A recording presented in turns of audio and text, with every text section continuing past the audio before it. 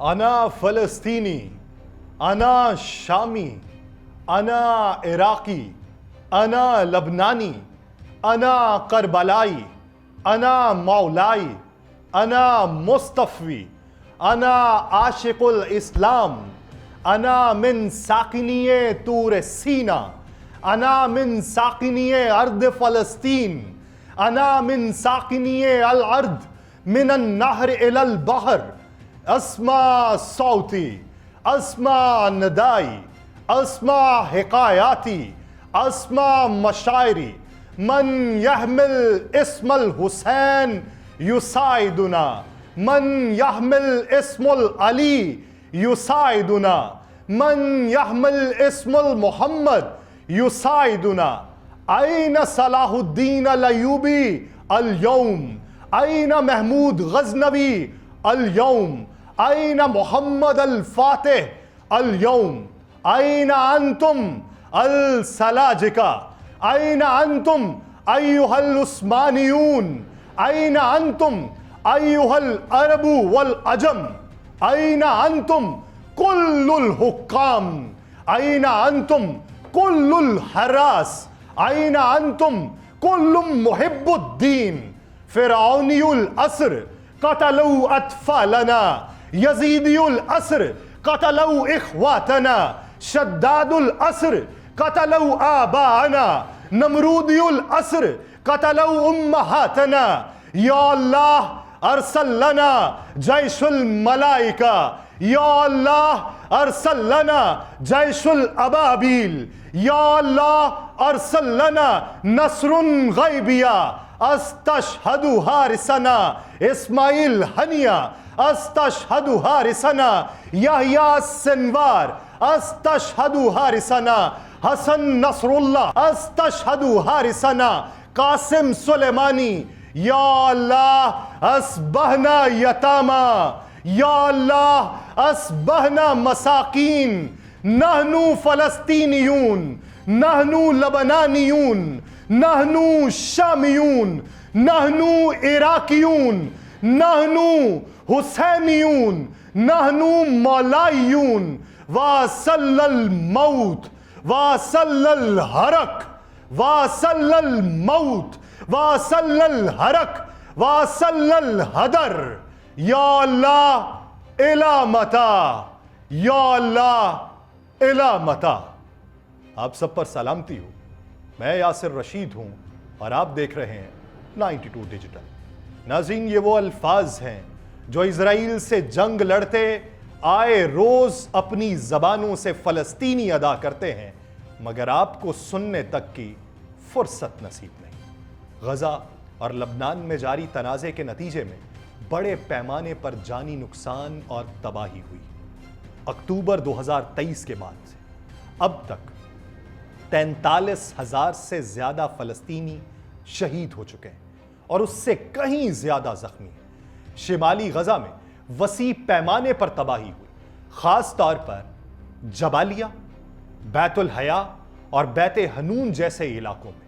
Human rights watch نے ممکنہ انسانیت کے خلاف جرائم اور مستقل بے دخلی کے خدشات پر تشویش کا اظہار کیا ہے. ادھر لبنان میں اسرائیلی فضائی حملوں میں شدت آنے سے کافی جانی نقصان ہوا. بالبک کے قریب ایک حالیہ حملے میں ہنگامی سروس کے کم از کم 13 کارکن شہید ہو چکے ہیں. جنگ بندی کے لیے سفارتی کوششیں جاری ہیں. امریکہ کے لبنان میں سفیر نے ایک جنگ بندی کی تجویز پیش کی ہے جو امن کے قیام کی طرف ایک اہم قدم تو گردانا جاتا ہے، لیکن اس کا نتیجہ کوئی دکھائی نہیں دیتا. اس راہ میں چیلنجز موجود ہیں جن میں اسرائیل کے سرحد کے قریب کارروائی کا آزادانہ مطالبہ اور اقوام متحدہ کی قرارداد 1701 کا نفاذ شامل ہے، جس کے تحت حزب اللہ کو جنوبی لبنان سے نکلنا ہوگا. لیکن تب تک یہ تباہی شدت اختیار کرتی چلی جائے گی. ہمارے الفاظ آپ کی سمجھ میں نہیں آتے، ہمارے جذبات آپ کی سمجھ میں نہیں آتے. کم از کم ان کے الفاظ سن لیں، ان کی ترجمانی سن لیں. حالیہ دنوں میں غزہ اور لبنان میں جاری تنازعات نے خطے میں کشیدگی کو مزید بڑھا دیا. غزہ میں اسرائیلی فضائی حملوں کے نتیجے میں درجنوں فلسطینی شہید ہوئے ہیں، جس سے انسانی بحران کے اندر اضافہ ہوا. لبنان میں بھی اسرائیلی فوجی کارروائیوں نے خطے میں وسیع تر تنازع کے خدشات کو جنم دیا ہے۔ اسرائیلی وزیر دفاع اسرائیل کاٹس نے لبنان میں جنگ بندی کے امکان کو مسترد کرتے ہوئے کہا کہ اسرائیلی فوج اس وقت تک اپنی کارروائیاں جاری رکھے گی جب تک وہ حزب اللہ کو غیر مسلح نہیں کر دیتی۔ امریکی حکام نے لبنانی پارلیمنٹ کی اسپیکر نبیہ بری کو جنگ بندی کی تجویز پیش کی، جس کا مقصد بڑھتے ہوئے تنازع کو روکنا ہے۔ ایران نے بھی لبنان کے ساتھ جنگ بندی مذاکرات میں کسی بھی فیصلے کی حمایت کا اظہار کیا، جو اس بات کی نشاندہی کرتا ہے کہ تہران اپنے لبنانی اتحادی حزب اللہ کو پہنچنے والے نقصانات کے پیش نظر تنازع کا خاتمہ چاہتا ہے۔ ان حالات میں بین الاقوامی برادری کی جانب سے فوری جنگ بندی اور انسانی امداد کی فراہمی کے مطالبات میں اضافہ ہو رہا ہے تاکہ خطے میں مزید جانی نقصان اور تباہی سے بچا جا سکے۔ غزہ میں حالیہ تنازع نے بین الاقوامی اداروں اور خاص طور پر اقوام متحدہ میں شدید خدشات پیدا کرتی ہیں۔ جو کارروائیاں اس دوران کی گئی ہیں ان کے نتائج نسل کشی سے مترادف رکھتے ہیں۔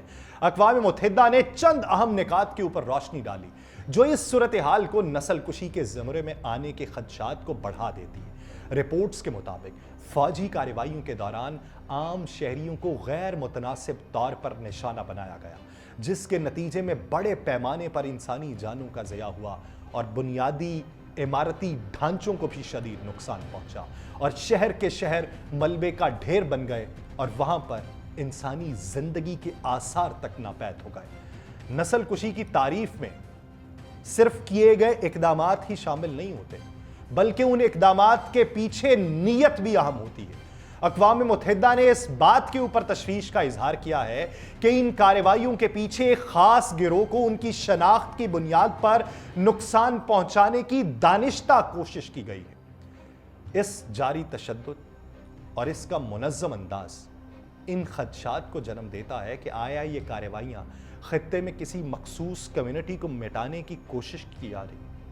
طویل عرصے سے جاری محاصرے اور نقل و حرکت پر پابندیوں کے ساتھ ساتھ ضروری وسائل تک رسائی میں بھی رکاوٹیں انسانی بحران کو مزید بڑھا رہی ہیں، جسے بعض ماہرین اجتماعی سزا کا ایک طریقہ سمجھتے ہیں، جو اس وقت غزہ والوں اور لبنان والوں پر مسلط کر دی گئی۔ اقوام متحدہ نے بین الاقوامی قوانین اور کنونشنز کا حوالہ دیا ہے جو نسل کشی کے اقدامات کی وضاحت کرتے ہیں اور انہیں روکتے ہیں، اور کن ممالک پر زور دیا ہے کہ وہ اپنی ذمہ داریوں کی بنیاد پہ کارروائی کریں۔ یہ صورتحال اس حد تک پیچیدہ اور متنازع ہے جہاں مختلف بیانیے اور نظریات اس بحث کو متاثر کرتے ہیں۔ عالمی سطح کے اوپر شہریوں کے تحفظ اور جواب دہی کے لیے بڑھتی ہوئی آوازیں اس پس منظر میں نمایاں ہو رہی ہیں۔ اسرائیل نے دمشق کے اعلیٰ طبقے کے علاقے مزہ کے اوپر حملہ کیا، اور اس کو کلیم کون کرتا ہے؟ شامی سرکاری میڈیا۔ اور یہ حملہ اس علاقے پر 2 دنوں میں دوسرا حملہ۔ مزہ میں سفارت خانے ہیں، سیکیورٹی ہے، ہیڈ کوارٹرز ہیں اور اقوام متحدہ کے دفاتر موجود ہیں۔ سرکاری خبر رساں ایجنسی سانا نے یہ اطلاع دی ہے کہ اسرائیلی جارحیت نے دمشق کے مزہ کے علاقے کو نشانہ بنایا، اور یہ رپورٹ ایک دن قبل اسی علاقے پر ہونے والے مہلک اسرائیلی فضائی حملے کے بعد سامنے آئی۔ لبنان میں جنگ کے پس منظر میں حملوں میں شدت آتی جا رہی ہے۔ جمعرات کو دمشق اور اس کے ارد گرد اسرائیلی حملوں میں 23 افراد شہید ہوئے۔ شامی آبزرویٹری برائے انسانی حقوق نے متنبع کیا کہ جمعرات کو مزہ پر ہونے والے حملے میں 13 افراد شہید ہوئے، جن میں شہری تھے، ایران کے حمایت یافتہ لبنانی، وہ حزب اللہ کے جو لوگ تھے وہ بھی تھے، جبکہ دمشق کے مضافات میں ہونے والے ایک اور حملے میں 10 فلسطینی شہید ہو گئے۔ حزب اللہ جوابی کارروائی کے لیے ہر وقت تیار رہتا ہے۔ حزب اللہ نے جنوبی لبنان کے گاؤں مارون الراسس میں اسرائیلی فوجیوں پر حملہ کیا، جس میں متعدد فوجی ہلاک اور زخمی ہوئے۔ اس حملے میں حزب اللہ نے ڈرون بمبار کا استعمال کیا، جس سے اسرائیلی فوجیوں کو نشانہ بنایا گیا۔ اسی علاقے میں حزب اللہ نے کاہیسل ہائٹس میں اسرائیلی فوجیوں پر راکٹ حملہ بھی کیا۔ اس کے ساتھ ساتھ حزب اللہ نے شمالی اسرائیل کے ساسا اور ڈیشون علاقوں میں بھی اسرائیلی فوجیوں کو نشانہ بنایا ہے۔ اکتوبر 2023 2024 में इजरायली फजाइया ने ईरान के खुफिया जौहरी तहकीकाती मरकज़ पर हमला किया था, जिसे पहले गैर फाल समझा जाता था। ये हमला तेहरान के जनूब मशरक में पारचीन फौजी कैंप के अंदर वाक़े तालिबान 2 तंसीब के ऊपर किया गया था, जो जदीद जौहरी हथियारों के अज्जा की तैयारी में शुमार होता है। इजरायली हुक्काम कहते थे कि ये कार्रवाई डेज ऑफ रेपिटेंसेस के ऑपरेशन का हिस्सा थी, कि जिसमें रिपीट किया जाना था, लेकिन किस मामले को, जो फ़लस्तीन के अंदर दोहराया जा रहा है। ईरान की जानिब से तल अबीब पर तकरीबन 200 बैलिस्टिक मिसाइल्स के हमलों के जवाब में ये कार्रवाई की गई थी, और इन हमलों का मकसद ईरान के मिसाइल की पैदावार की सलाहियत को कमज़ोर करना था। ईरान ने उन हमलों के बाद सख्त रद्द-ए-अमल की धमकी दी, लेकिन अभी तक कोई वाज़ेह जवाबी कार्रवाई नहीं हो सकी। ईरान अपने आलमी नेटवर्क की खुफिया सेल्स को मुतहर्रिक कर सकता है, जो मुस्तकबिल में इजरायली मफादात को निशानात बना सकते हैं, लेकिन इस दौरान ये जारी जंग मज़ीद कितने लोगों की जानें ले जाएगी। इजराइल और ईरान के दरमियान ये कशीदगी खत्ते में इस्तेहकाम के लिए ख़तरा, और आलमी बरादरी इस सूरत हाल पर गहरी नज़र भी रखे हुए है। हालिया इत्तलात के मुताबिक IAF इजरायली फ़ज़ाइया जो है वो बैरूत के मज़ाफ़ात में हमले कर चुकी है, जिनका हदफ हिज़्बुल्लाह के मुबैना इंफ्रास्ट्रक्चर को तबाह करना था, जो शहरी इलाकों के अंदर मौजूद थे। इजराइल ये दावा करता है कि इन कार्रवाइयों का मकसद हिज़्बुल्लाह की अस्करी सलाहियतों को कमज़ोर करना और मुमकिना हमलों को रोकना है। उन हमलों ने इंसानी हमदर्दी के हवाले से शदीद खदशात को जन्म दिया, क्योंकि गुंजान आबाद इलाकों में फ़ौजी कार्रवाइयाँ शहरी लोगों की हलाकतें और बुनियादी ढांचे को नुकसान पहुंचा रही हैं, और ये पेशरफ्त इसराइल और हिज़्बुल्लाह के दरमियान जारी कशीदगी की अक्कासी करती है, जो वसी तर इलाकाई तनाज़ात से मज़ीद पेचीदा हो सकती है। बैनुल-अक़वामी रद्द-ए-अमल में आम तौर पर शहरियों के तहफ़्फ़ुज़ और बैनुल-अक़वामी इंसानी कानून की पासदारी के ऊपर जोर दिया जाता है। साथ ही खत्ते में कशीदगी को कम करने की कोशिशों की अपील की जाती है। सूरत हाल नाजुक है। लबनान समेत वसी तर खत्ते के इस्तेहकाम पर असरात मुरतब हो सकते हैं, लेकिन नतीजा क्या रहेगा? क्या वहाँ के वो बच्चे जो मर गए खुदा के हुजूर हाजिर होंगे?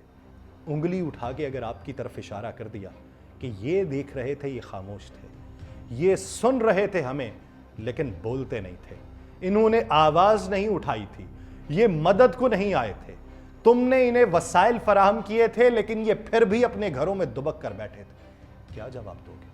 सोचो, समझो, फिर कदम उठाओ। मुझे दीजिए इजाज़त। अल्लाह निगहबान।